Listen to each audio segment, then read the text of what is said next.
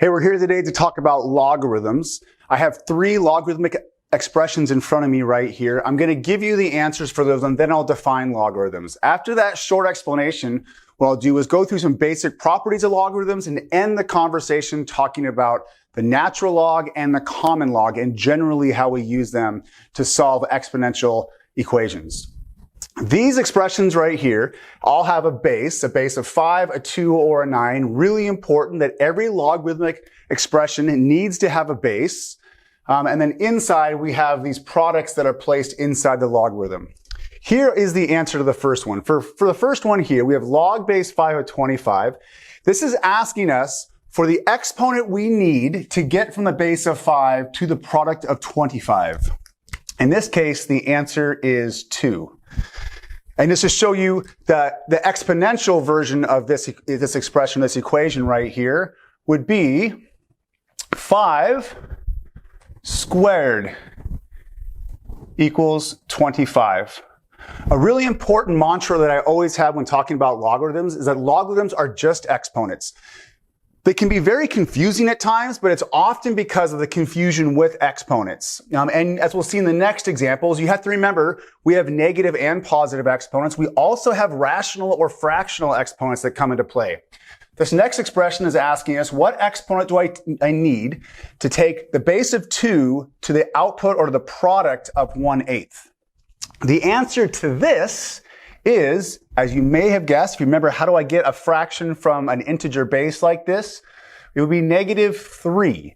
The role of the negative is to reciprocate the base of 2, creating this fractional expression right here. So just a quick reminder of this.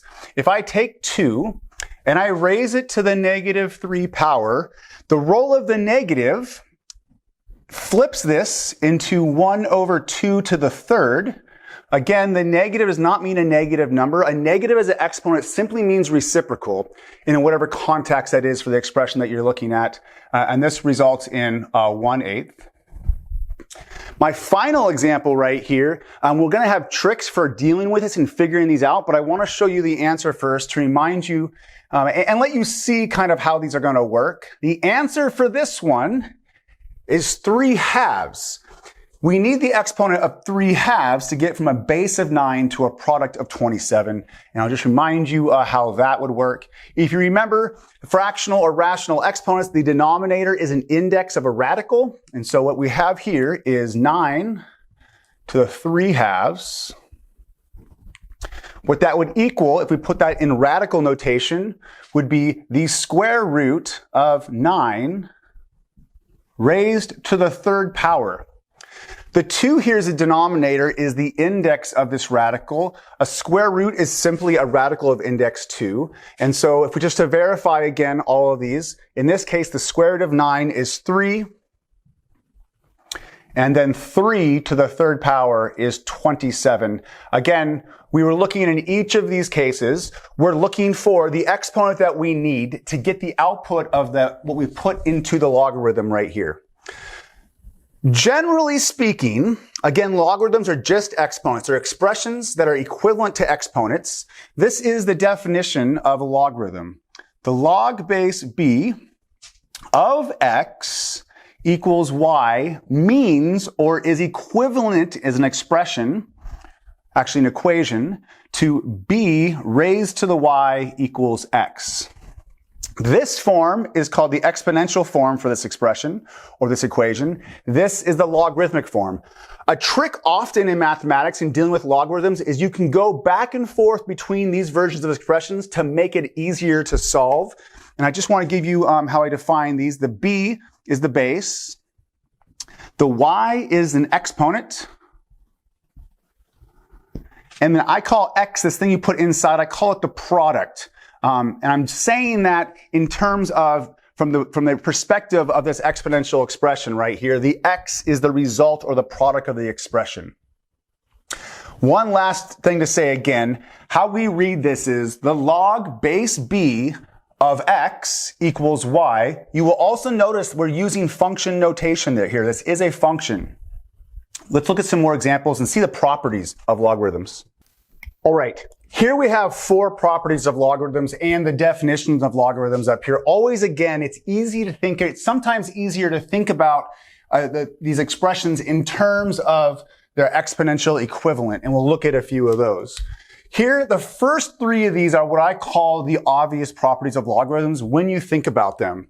First is the log base b of b equals 1. Now, these are general statements about any logarithm, no matter what the base. All this is saying is that any number, the base of any number, is you can reach that product by raising it to the 1 power. A simple way of thinking about it, here's an example with some numbers, is the log base 3 of 3 equals, again, what exponent do I need to get 3 as an exponent, raise it to the product of 3? The answer is just a 1. Speaking in terms of exponential expressions, that's the same thing as 3 to the 1 power equaling 3. Number 2, if you think about, now the question for number 2, or what it's answering is, what exponent do I need to go from any base to a product of 1? And if you know, that is the definition of the 0 exponent. So an example here, if we say the log base 5 of 1, that equals 0, and that is because 5 to the 0 power equals 1, and that has nothing to do special with logarithms. That is just the definition of 0 as an exponent. Number 3, I call it the Grant-White's horse property. I won't tell you why, but generally speaking, I also think of 3 as an alternative definition of logarithms. Every time you're trying to answer the logarithm, the question is, well, what exponent do I need for my base to get to this product? And to me, the answer is in the question here. Actually, I'll tell you why I call it Grant's White Horse. There used to be a joke I heard as a kid from my father that would always say, what color is Grant's white horse? He always thought it was hilarious. I didn't get it for a long time, and it was so funny to him because he was telling me the color of Grant's horse in the question, and somehow that, for dads, is a really funny thing. In this example right here, if I said the log base 3 of 3 to the 4th, well, this is a nice, easy question because you're asking me what exponent do I need to go from 3, a base of 3, to the expression 3 to the 4th.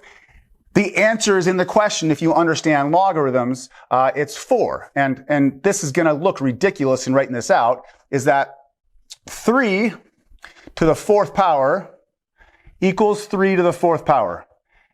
It's almost so easy, it's confusing. Or if you like dad jokes, maybe it's kind of funny. Number 4, I'm not going to define number 4 or give you the justification quite yet, but to say what this property states is that if you have an exponential expression inside of a logarithm, you can simplify that expression often by just bringing down the exponent. And I think of it like this. If there's an exponent inside of a logarithm, at any point, you can bring that exponent and put it out front. In fact, that property allows us to use logarithms to solve complicated exponential equations. Let's now look at the common log and the natural log. All right, let's now look at 2 really important logarithms. We have the common log here, which is the log base 10, and the natural log, which is the log base e. These are very important because they're applications, but also these are usually the only 2 logarithms that appear on a calculator. So if you're trying to get a calculator involved in a logarithm calculation, you need to use log base 10 or the common log base e, or we call the natural log. Almost always in a situation, it won't matter which one of these you use. That's really important to know, except to say, now importantly, the common log is the log base 10. So if you're working on a problem, specifically an exponential equation that has a base of 10, you're going to want to use log base 10. And if you're using an equation that has this number e involved in it, you're going to want to use the natural log.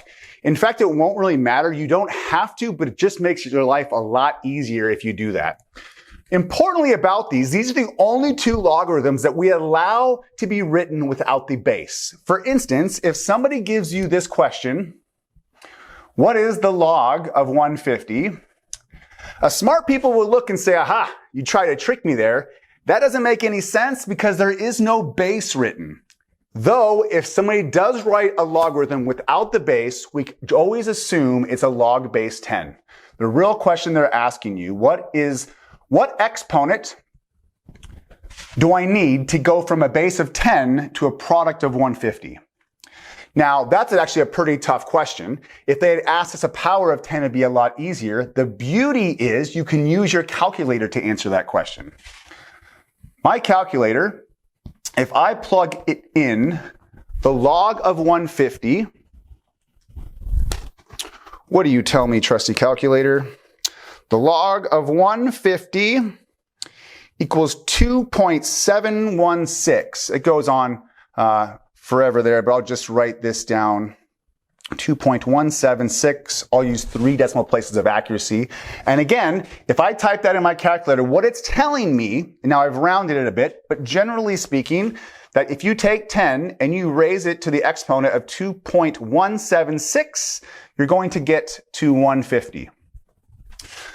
So again, it's very important. We don't need to write the base. We're going to assume that if a logarithm is written without a base of any base, we assume it's a base 10. Let's now talk about the natural log. The natural logarithm is based on the number e. Part of what kind of frustrates me about us introducing folks to logarithms is they've often not had an experience with the number e.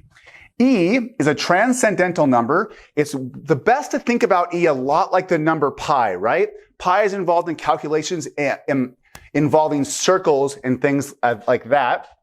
E is a similar transcendental number. Here is the definition of E.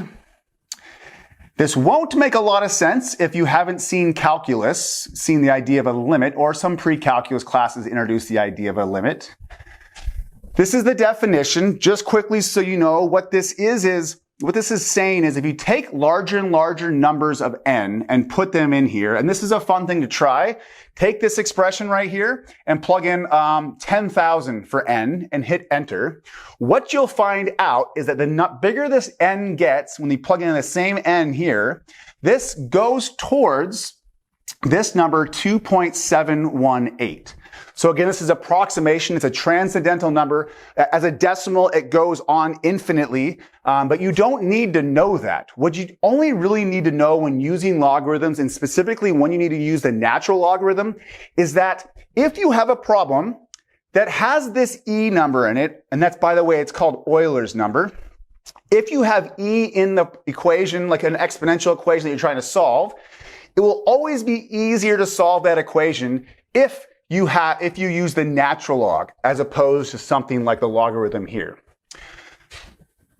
The thing is, with using the natural log and e, when it's useful is you have an expression like, let's say, e to the 5th, and you apply a natural logarithm to it.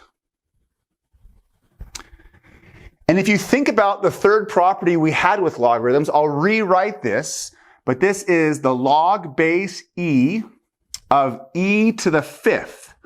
What this is asking is what exponent, again, do I raise this number of e, this base number of e, what exponent do I use to get the product of e to the 5th?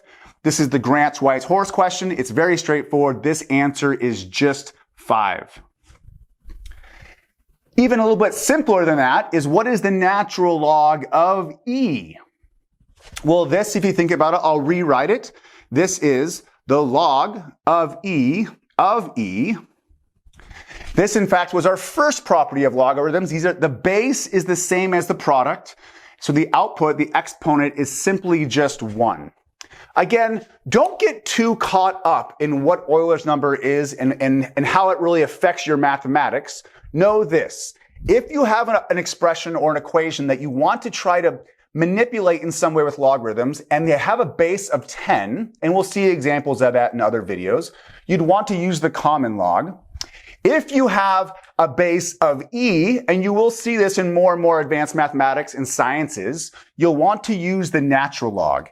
If you don't have a base of 10 or a base of e, in fact, it won't matter which one of these two you use.